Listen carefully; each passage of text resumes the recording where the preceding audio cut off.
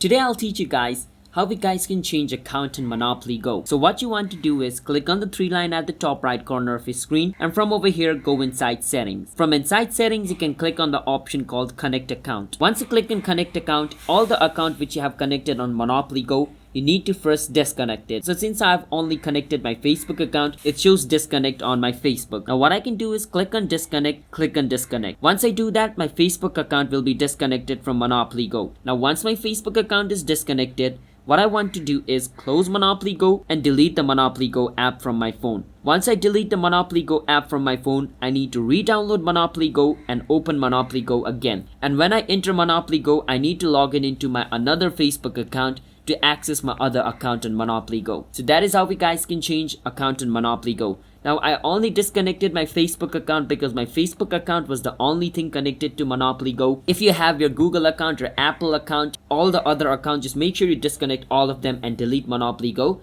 And the next time you re-download and log in into it, make sure you log in into another account. Hope you understand how this works. Hit the subscribe to our channel one step. I'll see you guys next time.